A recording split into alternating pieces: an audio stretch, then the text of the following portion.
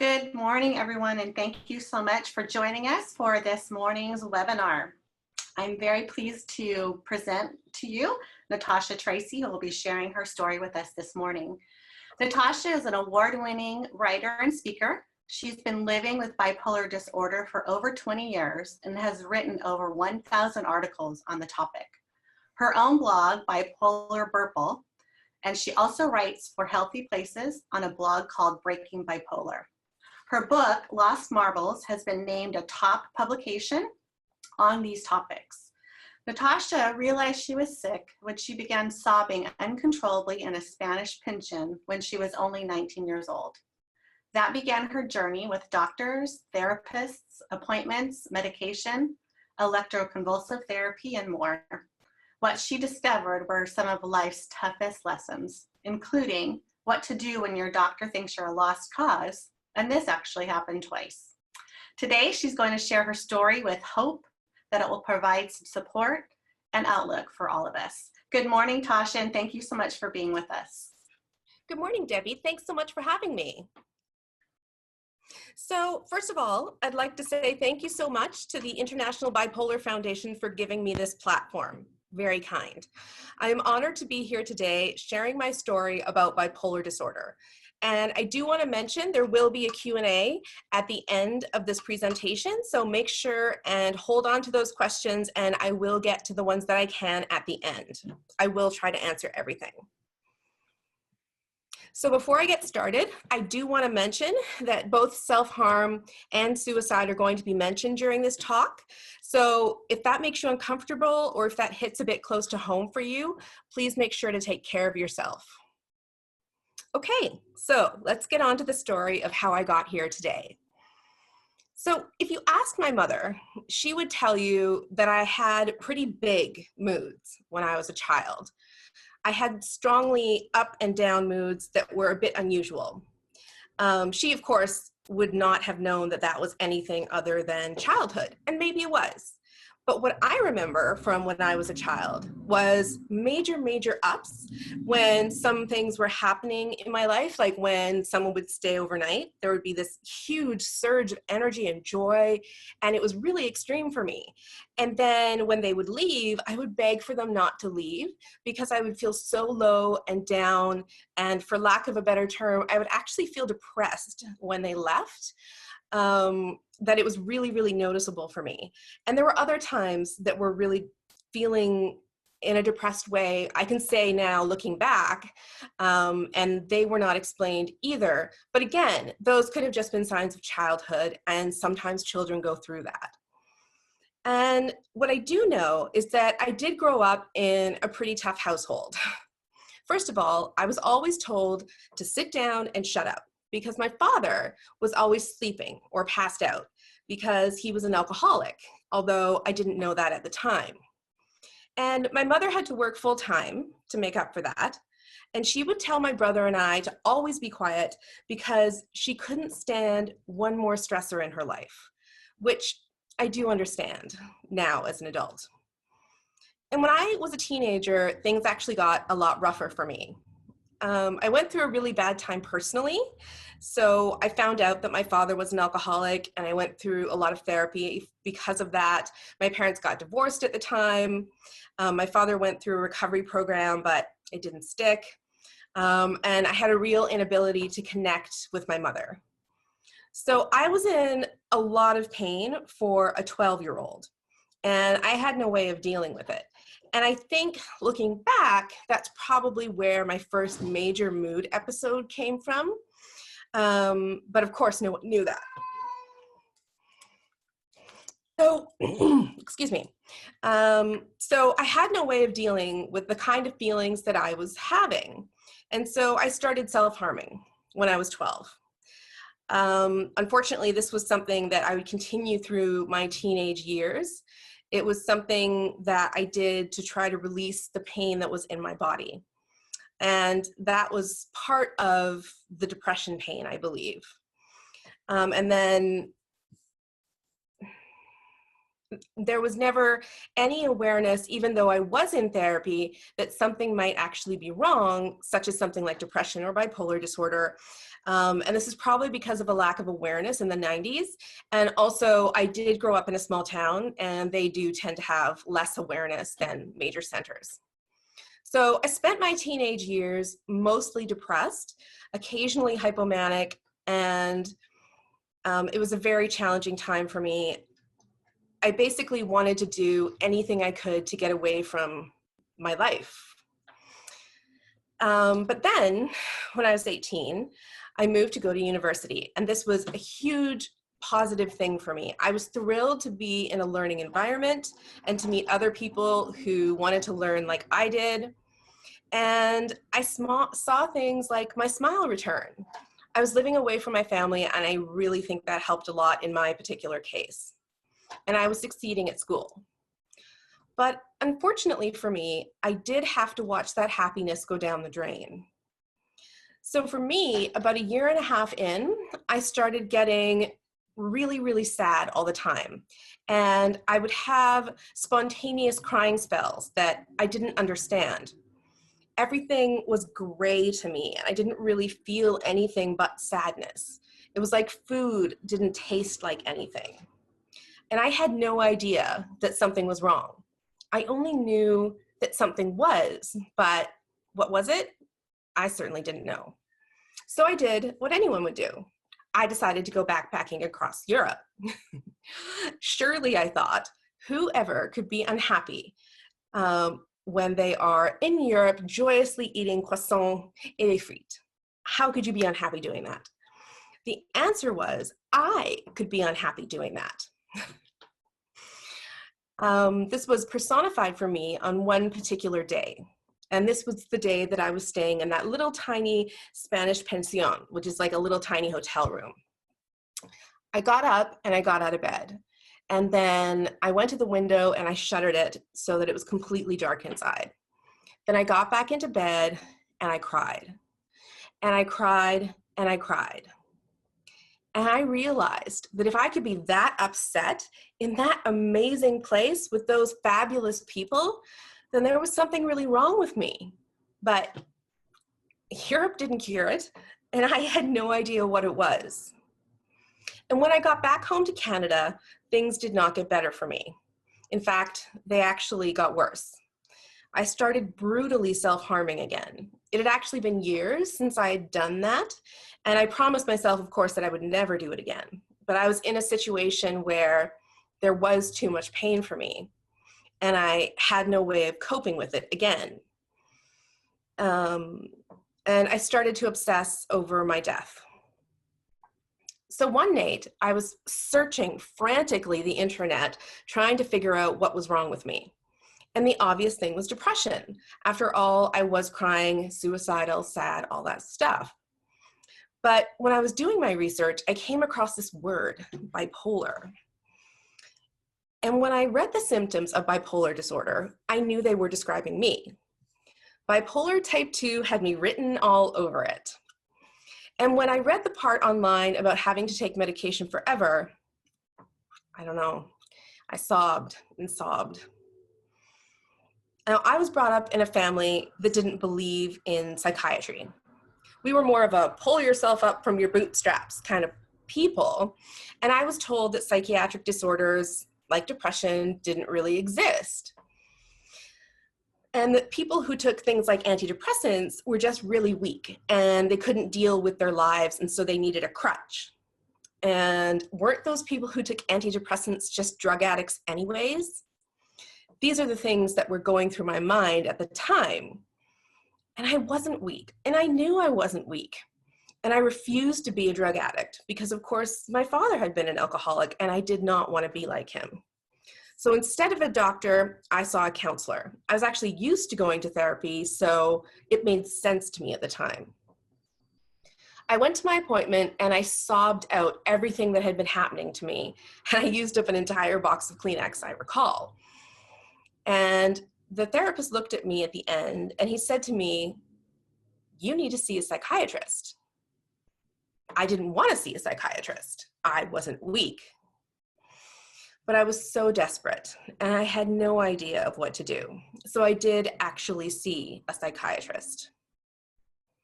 And when I saw the psychiatrist, I was almost surprised he didn't have horns and a tail.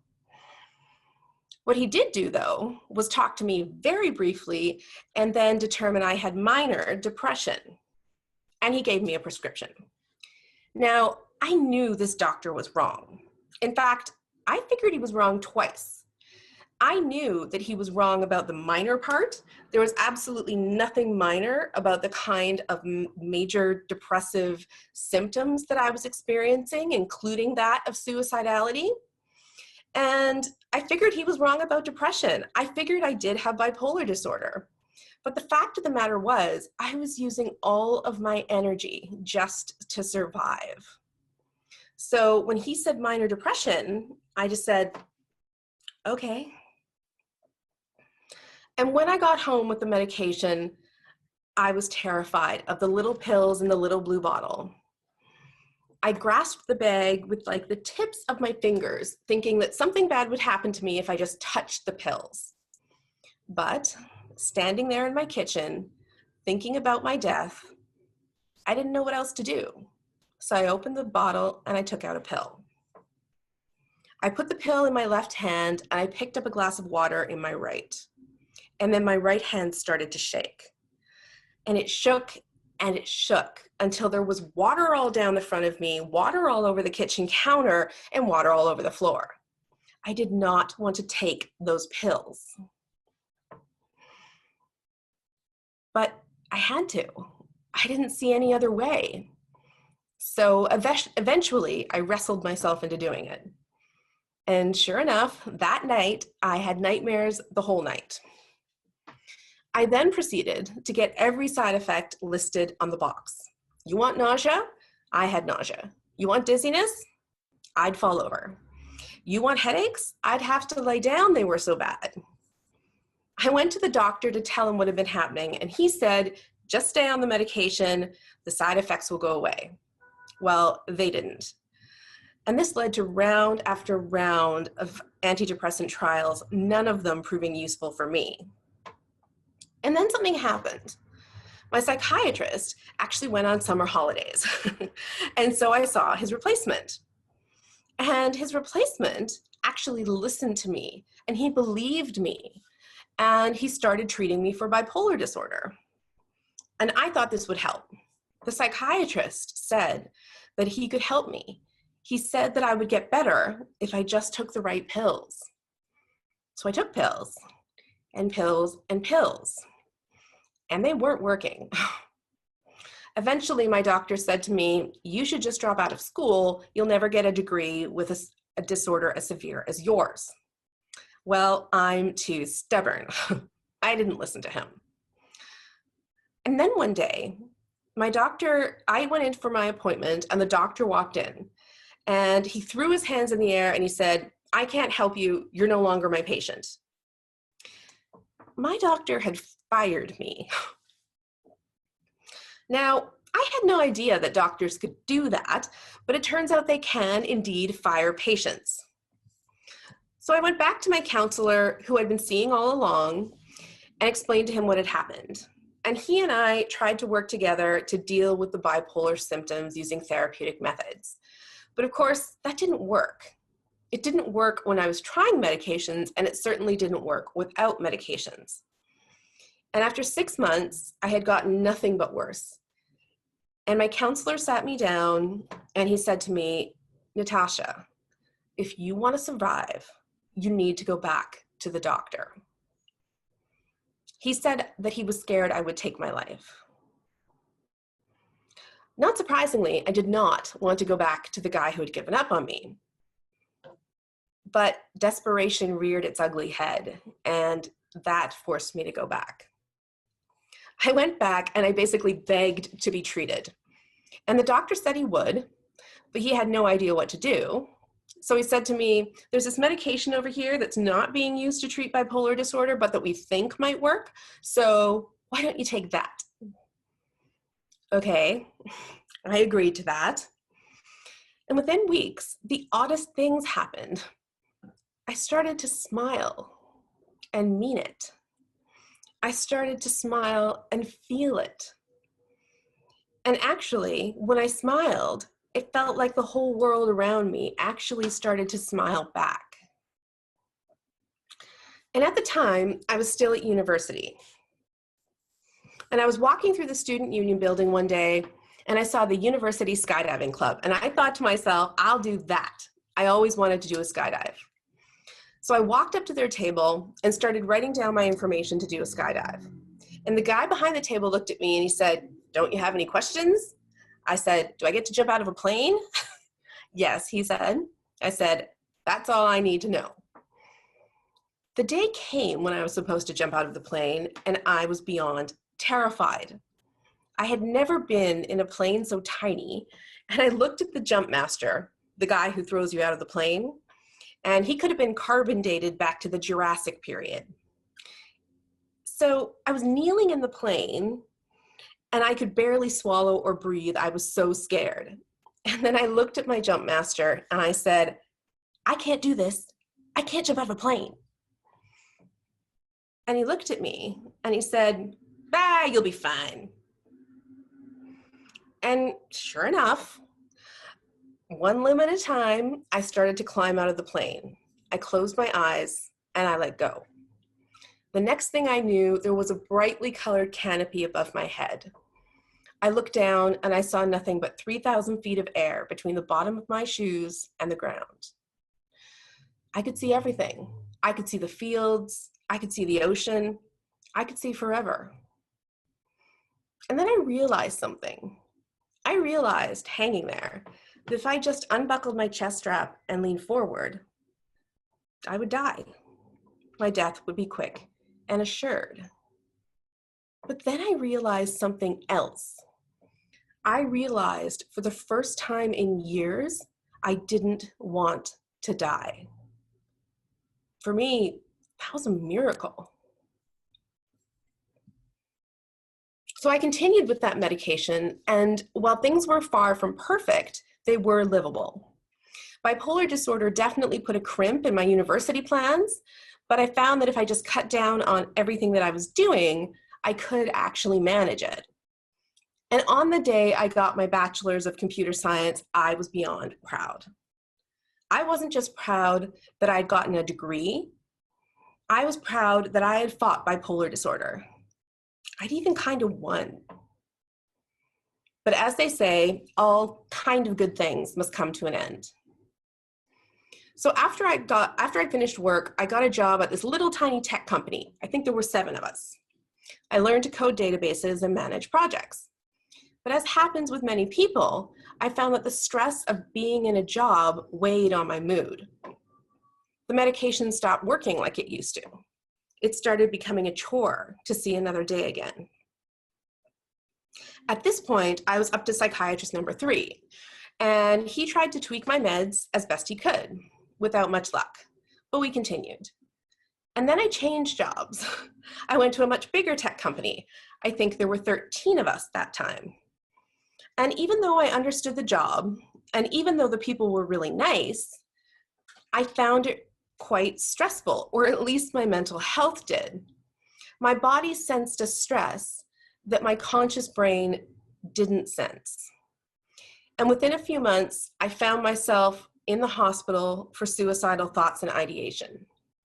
I was terrified more than ever that I would take my life. What I like to say about the hospital is that it is not a carnival ride. I often tell people that if you weren't depressed before you went to the hospital, you were depressed, you had to stay in the hospital. Yeah, it's not fun. But here's the thing about hospitals. They do something and they do it better than anyone else. The hospital keeps you safe and the hospital keeps you alive so that your treatment has a chance to work. That's what I needed.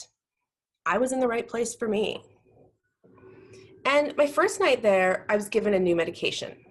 This isn't surprising. I was in very bad shape and they were trying to help me as quickly as possible.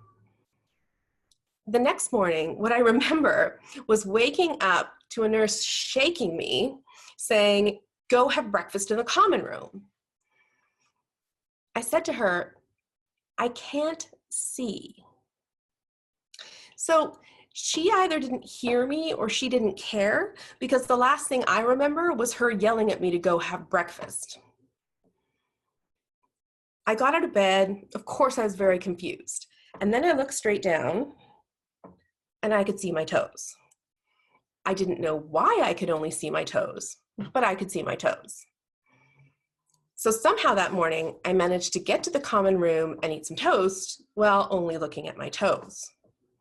And what had happened, of course, was I was experiencing side effects from the medication.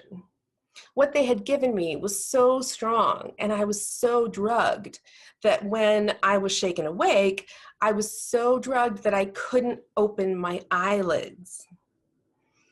And of course, during the day, this did correct itself. And when my doctor found out about it, he was entirely nonplussed. He simply said to me, keep taking the medication, the side effect will go away. And little by little, day after day, it did go away. And at the end of 2 weeks, I wasn't better per se, but I was well enough that I wasn't hurtling towards death. And so I was released. And I went back to work. That's what I wanted. I'm a really work-focused person. At that point, I slunk through life. I was in a very prominent depression punctuated with short spats of hypomania, but I kept going. And then another weird thing happened. The company I was working for had a chance to work with this really giant company. And then I had a chance to work with that really giant tech company. And then that company wanted to hire me. So 6 job interviews later, I had a new job with Microsoft.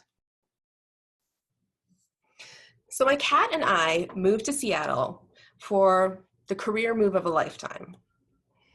Now, working for Microsoft is beyond hard. The people are wickedly smart, the jobs are wickedly hard, and I swear to you, someone would actually stab you in the back if they thought it would get them a better review come September. Yeah, it's not easy and it's not great for your mental health. And even though I saw it coming, and even though I did everything I could to avoid it, unfortunately, within 6 months of joining the company, I had to take time off for disability. Again, I was brutally depressed, suicidally. The problem at this point was that I had tried almost everything. So I elected to try something slightly less conventional. I elected to try vagus nerve stimulation. This is called typically VNS. For those of you who don't know, this treatment involves getting a pacemaker-type device surgically implanted in your chest. Wires, called leads, go from that device up to your vagal nerve behind your neck. And then the implant sends out electrical impulses. Those impulses travel up your vagal nerve to your brain, and doctors hope that this will change the way your brain functions such that it will treat treatment-resistant depression. It's a very expensive little surgery that very few people have had. And that's really because the efficacy numbers on it aren't great. And I knew that going in, but I was willing to try it out of desperation.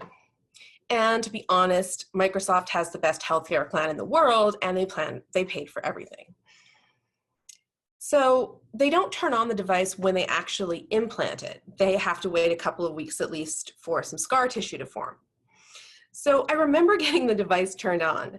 I went to a specialist doctor who went to turn the device on. He gave me this fancy computer that you hold over your chest, and it can program the computer that's in your chest. So he did that, and he turned the device on 5 times higher than he was supposed to. Yeah, he electrocuted me. This is a pain that I cannot express to you. The electricity almost closed my throat, so I could barely breathe, and I was screaming at the top of my lungs, which was coming out as kind of like a wheeze because of my throat being closed. And he was incredibly shocked, and the guy who had come with me to support me was incredibly shocked. He almost fell off the couch. And to say that I was surprised, yeah, that would be putting it mildly. Of course, he did fix that. And eventually we did get to the right input. And over time, we increased the input gradually, kind of like you would do with a medication. And I would love to sit here and tell you that I beat the odds and that for me it was a miracle. But I didn't, and it wasn't. All this device resulted in for me was pain. In fact, to this day, it goes off every hour and it actually closes my throat to a much smaller degree and prevents me from talking, which is not the best thing for a speaker. That said, because I had to take time off to get the surgery, I managed to de-stress enough that I could go back to work. Yep, I was really sick, but I really wanted to go back to work. It was important to me. So things went along painfully, as they have many times in my life. I saw 2 different psychiatrists at that time, and neither one made any real improvements. And then one day, I went to work, and my boss had put this really funny meeting on my calendar. And I went to the meeting, and it turns out there were people there I didn't know. And those guys were lawyers. I was getting laid off. Myself and about 4,000 other Microsoft employees were laid off that day. And to say that I was upset would be putting it mildly. I gave my everything to that job. I changed countries. I put everything on the line. All I did was work for them, and they decided I wasn't worth keeping. And because I had basically been living for work, once work was removed, things went downhill really quickly. And that created quite a problem because the VNS hadn't worked, and there were certainly no medications that I hadn't tried. And in fact, the doctor was losing ideas as to even which medication combinations I could try. But there was one thing left. There was electroconvulsive therapy. So this therapy, previously known as shock therapy, when I learned that it was still being done in modern day, I found the idea barbaric. I'll admit it. In fact, I said to myself, and in fact, I said in writing, that I would rather die than let some doctor zap my brain. After all, my brain was all I had. My brain was my job. My brain was my life. My brain was it. But you have absolutely no idea, I didn't know either, what you would do until you have hit the depths of desperation that I have. So I agreed to try electroconvulsive therapy. We usually just call it ECT. And I will say, of course, that ECT is not what people picture. ECT is a medical procedure just like any other. There are no lightning bolts, there's no one screaming. You're put under a general anesthesia so that you don't feel the electricity, and you're also given a medication so that your body doesn't convulse. And then the type of electricity, the current that they use, has actually been very well studied.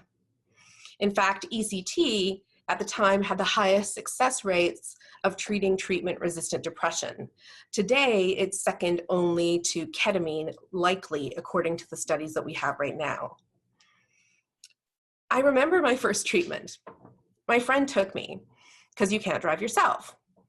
And I laid on the gurney as they were just about to have the treatment, and they were just about to put me under, and I said to her, everything was going to be fine, and that I loved her. And I just kept saying it over and over again. I don't think I was very convincing, however, as I was sobbing at the time. I was terrified, and it was impossible to hide. I remember waking up after my first treatment, and what I remember is the pain. My head was exploding, there was pain in my body, and particularly there was horrendous pain in my jaw. My jaw hurt so much that I couldn't move it, which meant that I couldn't speak, which meant that I couldn't tell the nurse that I was awake and needed pain medication. And then I looked down and I saw that I'd been locked to the gurney. This is not something that you ever want to see. However, I will say they do this for your own good. They don't want you walking off half under general anesthetic and hurting yourself. I get that now. At the time, I found it rather upsetting. Eventually, the nurse figured out I was awake and gave me multiple rounds of medication. Even though I the pain of ECT is supposed to decrease with increasing treatments. For me, it didn't. And for me, what I remember during this time, and I actually had 9 treatments, was I remember Fruit Loops. So after you do an ECT treatment, at least where I was, they have you eat breakfast. You can't eat before the treatment, so they have you eat after. So in the breakfast room, they have a bunch of options available to you, and one of them was Fruit Loops. But I don't eat Fruit Loops. Fruit Loops are nothing but sugar, and that's really terrible for you. Here's the thing. Fruit Loops taste good. So I said to myself, if I am actually going to get electrocuted by doctors, I'm going to eat Fruit Loops. Darn it. So I remember the Fruit Loops, although I admit I haven't actually had them since. And what I noticed during the 9 treatments was an increase in cognitive dysfunction. So cognitive dysfunction is basically your brain not working correctly. So I couldn't remember things like when I was on a street driving to the grocery store, even though I'd been down that street 100 times, I literally didn't recognize anything that was there on that street. I couldn't do things in my head. I didn't recognize items that were in my apartment. And memory loss is a really common thing that happens in ECT. It's common for around the time of the treatment, and so is cognitive dysfunction. And what every doctor will tell you is that after the treatments are over, that should all go away. Unfortunately, no doctor can promise you that. No doctor can promise you anything. And after 9 treatments, it wasn't working for me. So I had a choice. I could either move to a stronger form of ECT, which would have more side effects, or I could elect to stop treatment. And because of the cognitive dysfunction and my own fears, I elected to stop treatment. So at the time, I needed to move back to Canada because, of course, having been laid off, I needed to do that.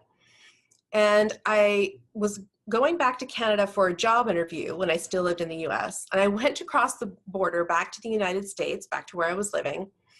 And the border guard said, no, you can't cross the border.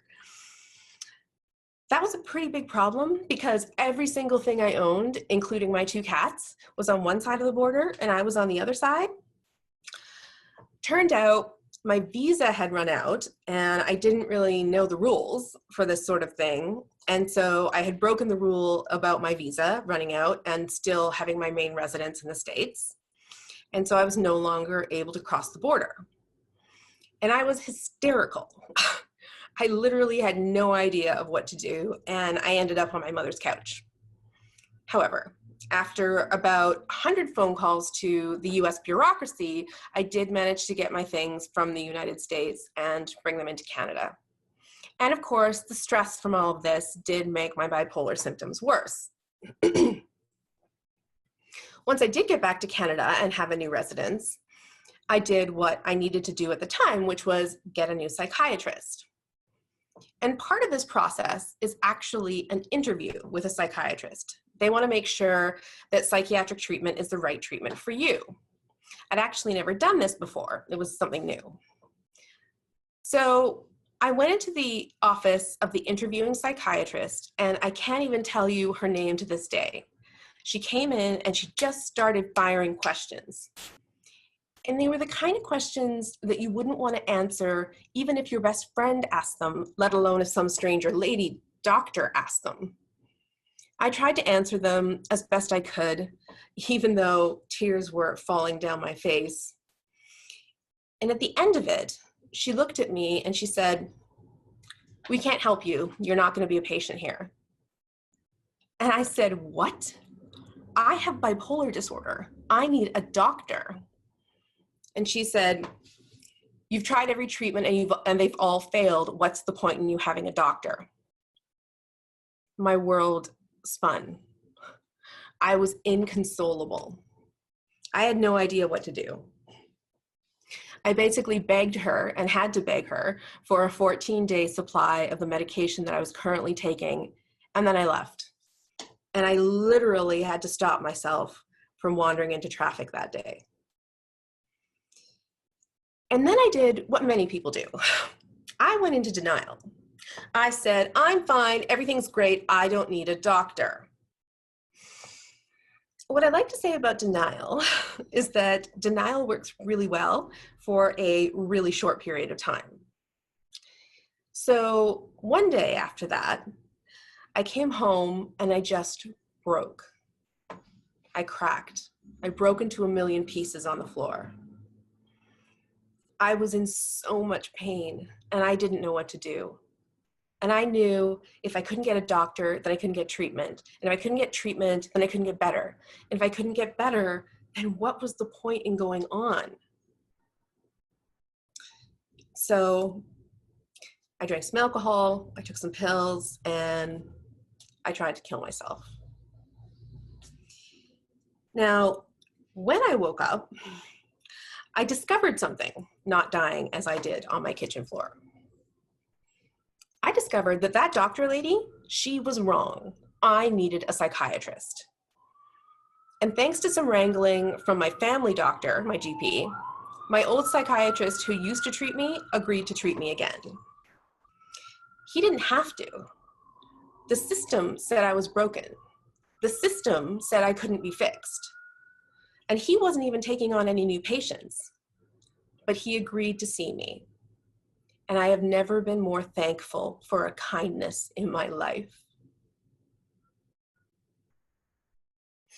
Now, when I went to see him, he didn't really know what to do, but he did say to me, I want you to take this little blue pill. And I said, I've tried that little blue pill. It didn't work. He responded, I know you've tried that little blue pill, but you haven't tried it in your current combination. I said, fine, I'll take your little blue pill. And that was my miracle pill. It was about 8 years after that first miracle medication had stopped working, but back the world was. Things that had been in grayscale for years suddenly appeared in color. My food tasted good again. I regained the world in ways that I didn't even know that I had lost. It had been almost a decade in searching, but I had finally found something like myself again. And that was in 2010. And of course, it's 2019 now. Now that drug that was my miracle drug actually lost efficacy really quickly, and I had to start it all over again. But I did. I started searching again. And I do. I continue every single day. In those 9 years, in spite of the fact that I haven't had a miracle medication or any other treatment that has been a miracle for me, I have become a professional writer without training. I became a professional speaker just because I like explaining things to people. And I published a book, Lost Marbles, Insights into My Life with Depression and Bipolar. This is it here. And this particular book is not a self-help book and it's not a memoir. It's actually kind of both. And so I believe that this book encompasses years of my learning and lessons and ways you can help people with bipolar disorder if you're a loved one or if you're an advocate or if you yourself have bipolar or depression. And it's definitely been a busy 9 years that brought me here today. But I remain excited to share the lessons that I have learned along the way. And we'll be doing more of that in my second book, which I'm currently writing. So I want to put a pin in that right now, and I'd like to ask if there are any questions. I'm told there are multiple ways you can ask questions on Facebook and other ways, so if you have anything that you would like me to answer, please let me know. I'm happy to talk about myself, my story, mental illness in general. So what can I answer for you today? Thank you so much, Natasha, for sharing your vulnerable and powerful story. I think your experiences ring true with so many people that are managing bipolar disorder, and thank you for your warrior spirit. Again, I'd like to remind our audience, as Natasha mentioned at the beginning of her presentation, it did have what could be considered triggers. So if you're feeling like you need some extra support or help after the webinar today, please make sure that you reach out for that. So we have a couple of questions coming in, Natasha. The first one I'd like to start off with, somebody is asking, what are some of the reasons that kept you from finding a new doctor immediately when you were first trying to understand your diagnosis? Yeah, so when I got my first doctor, I was terrified of doctors, and I was terrified of psychiatry, and I was terrified of psychiatric medications. So when I would see him, and I think this happens to a lot of people, I would come into my appointments and I would be like this timid little mouse, and I would just do whatever he said, because that's kind of how I was brought up. You respect authority figures, psychiatrists are authority figures, and you just do what they say. And the thing was, for me, because I was so depressed, because I was so sick, I was spending so much of my energy just on getting from day to day that the idea of actually standing up to someone and speaking up for myself terrified the living daylights out of me, and I did not have the energy for that. That's why. Thank you. That makes so much sense, and I think there's a lot of people that are in that situation as well. So thank you for that. Our next question comes about working. Are there any tips that you could share? And you did share about some of the ups and downs of working for major corporations, but did you learn anything during that time that might be a suggestion or a tool that you could share with our audience? So the thing about working, there's like two kinds of working. There's like working that I do now and working that I did then. So working that I did then was really tough because it's on someone else's schedule. Now, I was lucky in that I did work for a tech company, and so our hours were flexible to some degree. Obviously, you have to show up in the morning and you have to leave in the afternoon. But aside from that, there was some flexibility there, and that was really good for me. Also, if I needed to take a personal day, I could. I know not everyone is that lucky, but certainly if you can take a personal day and you need one, I really, really encourage people to. Because here's the thing. If your depression is on a scale from 0 to 10, where 10 is a very, very serious life-threatening depression and 1 is a minor depression, you really want to stop your symptoms at a 1. You don't want to wait until they're a 10. So if you can take a personal day, you can get a hold of those level 1 symptoms or level 3 symptoms or even level 5 symptoms, and you won't get to the point where you have to worry about level 10 symptoms of whatever's going on for you. So taking a personal day is so critical and was something I could do. Something else I did, and again, I know that this is a luxury that I had, was I would actually close my office door because I had an office and turn off the lights, and I would rest. And sometimes I'd even do it on the floor. So people didn't know I was there, so I could lie on the floor and rest for a bit. This was something that helped me a lot because I would be so sick and I would be so tired. I couldn't handle another moment, another meeting, another person. And so I did that kind of thing. You may or may not be able to have something similar in your own workplace. The other thing is the tools that you use at work, project management, actually work really well in your mental health and vice versa. So in mental health, we teach people to break major projects up into little tiny pieces. It's the same thing that you learn in project management. And so try to do that with your work day. So instead of looking at it as, I have to work on this huge project for 8 hours today, and I don't know how I'm going to do it, or I have to talk to 100 different customers today, and I don't know how I'm going to do it, or whatever. Try to break it down into really tiny pieces. So, you know, for this hour, I'm going to do this. For this hour, I'm going to do that. Or for this hour, I'm going to do this, and then I'm going to take a 5-minute break. That's a great idea. And if you have to, break it down into 15-minute chunks, and then get up and do a quick lap around the office. Do another 15 minutes and do it again. And try to break things up in such a way that you don't feel overwhelmed, if at all possible. And then finally, I think you really don't want to be shy about taking sick time for your mental health. I know people are really scared of doing that, but there's no reason, even if your employer requires a doctor's note, there's no reason why your psychiatrist can't write a note that says, you know, Natasha is ill and can't come to work. The doctor doesn't need to say Natasha's ill with bipolar. Doctor never needs to say that. The doctor just needs to say that you're too ill to go to work. So even if you require a doctor's note, you can still do it. You can still take time off, and it is worth doing. It is worth doing before you get burned out. Now, the kind of work I do today is luxurious in that I set my own schedule. If I need to sleep during the day, I do. And believe me, I often do. You know, I do talk with people all the time, but if I don't want to, I can easily turn that off.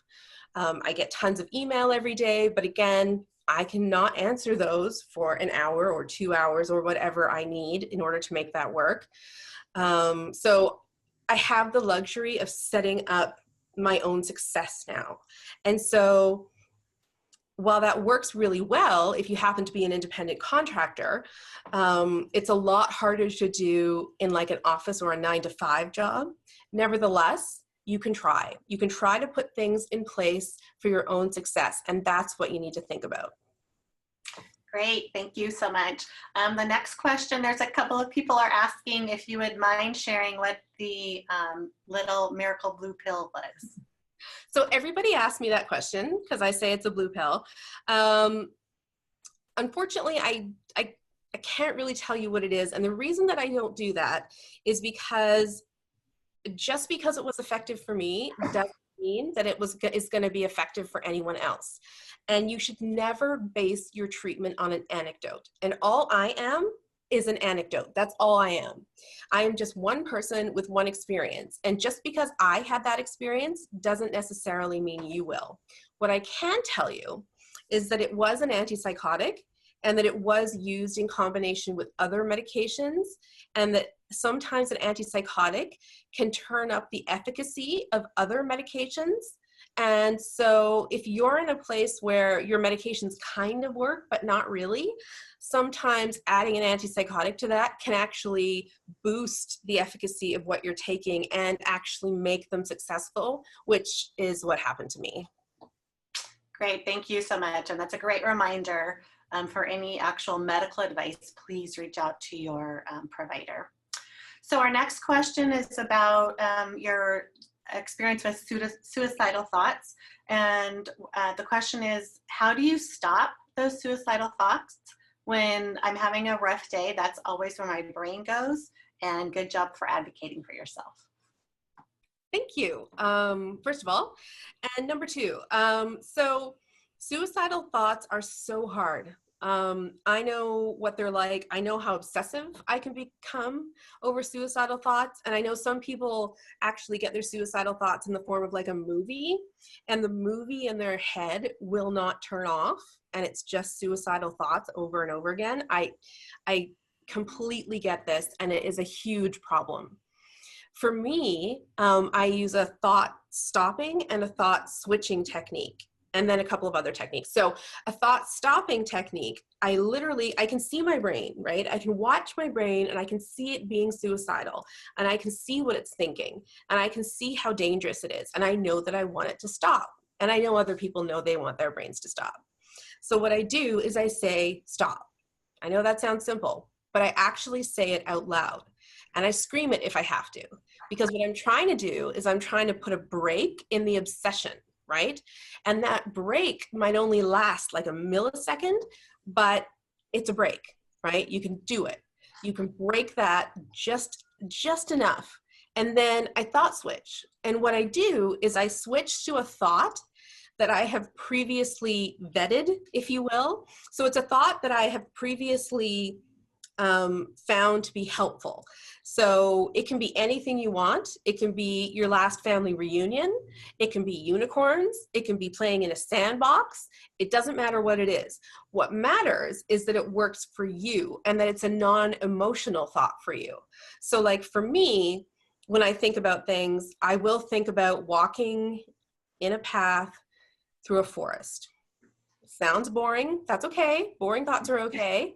And it's something that my brain can think about. And I take the same path every time, right? So I can see it in my head.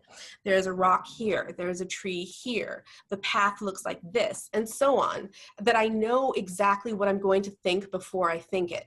And so it's like it turns on a different movie for me. That's what it does. And so for me, that's really helpful in getting the thoughts that I really don't want to think and replacing them with thoughts that are okay for me to think.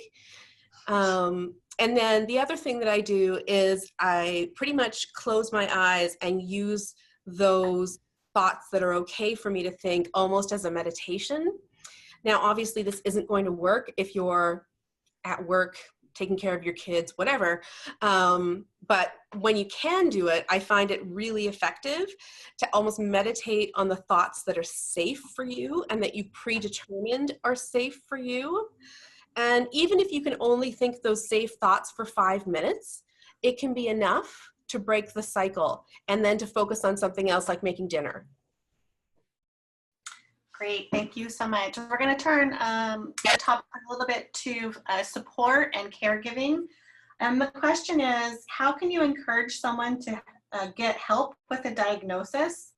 Where does a caregiver draw the line, particularly with establishing boundaries on verbal abuse? Okay, so hard. Thank you. That's such a hard question. I do mean thank you. I mean, it's something that people need to think about and discuss because it's such a challenging situation. And it's something that has gone on in my own family, not with me, but with another member of my family, trying to get him help and him refusing help. And then a caregiver trying to figure out, well, what the heck do I do? I think the first thing you want to do is, if the person has a diagnosis, then that gives you the opportunity to learn about that diagnosis. Say the diagnosis is bipolar, gives you an opportunity to get books, watch movies, talk to people, do whatever you have to do to learn about bipolar disorder. That's going to help you better understand your loved one, right? So that's the first step. And then that knowledge comes with it power. It always does. And so it's going to help you figure out better ways to talk to your loved one, better times to talk to your loved one, and better ways of formulating what you want to say. And so one of the things I tell people who want to have those difficult conversations is to write down what you want to say ahead of time. Make sure you make all the points that you want to make, and then take that piece of paper in with you to that difficult conversation and try to remain as unemotional as you can. As a caregiver for someone with a mental illness, that's obviously going to be very hard. So do prep work ahead of time. Talk to someone else about the conversation that you want to have. Even say what you want to say to someone else ahead of time. Anything that you can do to prepare for what you need to say is actually really positive and can help you remain just a little less emotional, which can help because the bigger your emotions, the bigger your loved one's emotions, and suddenly everybody's in this giant explosion of emotions, which is what you want to avoid. And then also, if you can, try and lay out steps where your loved one can get help and support. Like, okay, we want you to go to a psychiatrist. That's what we want you to do. If you refuse to do that, how about you see a therapist? Okay, don't want to do that. How about you just go and talk to a GP, your family doctor, about what's going on for you? Okay, you won't do that. Let's see if maybe you will go to a support group. I'll join you. We'll go together and we'll learn something together. And so basically the idea is to come up with a plan If that doesn't work, you come up with another plan. If that doesn't work, you come up with another plan. And you try to come up with plans so that whatever the excuse is that that person gives you, that they won't get help, you actually are able to defeat it with a plan. And the other thing, the technique that I learned once that I actually really like is if you are a caregiver or a loved one of this person, tell that person that for your birthday or for Christmas or whatever, that what you want as a gift is that person to see a psychiatrist or a therapist or whatever. Because sometimes that can get a person in the front door enough that they can get help. And it's just a way of asking, look, don't get me things. I don't care about things. I don't want a card. I just want you to do this for me, please. And yes, in the end, they have to get help for them. I totally understand that. But if they can get in the front door, that can help. Great. Thank you so much. We know that caregiving and support is challenging with people that don't want to get help for themselves. So thank you so much for that. Along those same lines, we have a question about stigma and self-stigma. How do you break the stigma of mental illness with family and friends? I was diagnosed in 2009, but I still have a hard time not only admitting to myself, but to share it with friends and relatives.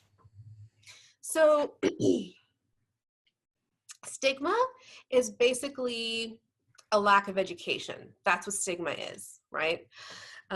Because if they understood what you were going through, if they understood your illness, there wouldn't be any stigma, because your illness, my illness, is just like everybody else's illness. It doesn't matter whether it's heart disease or diabetes or whatever. Every illness has the core that is the same.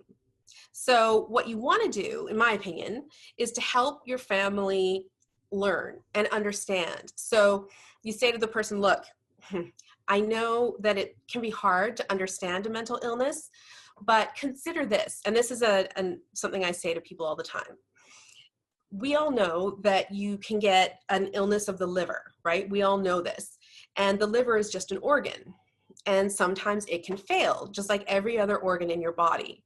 But the thing is, the brain is just an organ. And like any other organ, it can get sick. And in fact, it can fail. And that's all the mental illness is.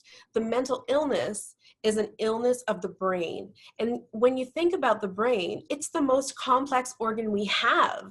So it makes perfect sense that it's going to have the most complex illnesses as well. So try to use that. That's a piece of information that often makes people like a light bulb go on for them. And in terms of self-stigma, yeah, that's a hard one. The easiest recommendations are go to a group support.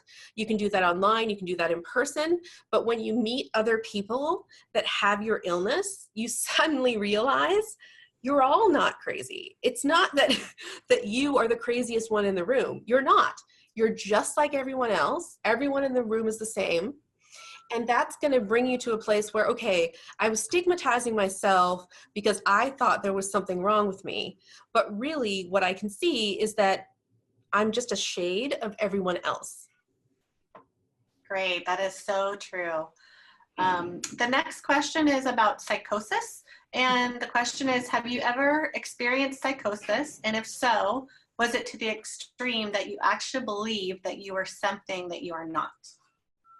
So I have not experienced psychosis. So bipolar disorder type 2 does not experience psychosis. So I have no personal experience with that particular symptom. However, it is very common with bipolar type 1. If you do experience psychosis, that's one of those things, again, that when you talk to other people with it, you'll realize that your psychotic experiences are often very similar to other people's. So believing something that you're not is a psychotic symptom that is very common. Great, thank you so much. Next question is, how do you keep yourself motivated to overcome that sense of do-nothingness? Holy moly, that is the worst thing, right? Inertia. I have a lot of problems with motivation, serious problems with motivation. I'll just be upfront and say that. Sometimes I can't motivate myself. Sometimes I can't get off the couch, or I can't turn on the computer, or whatever.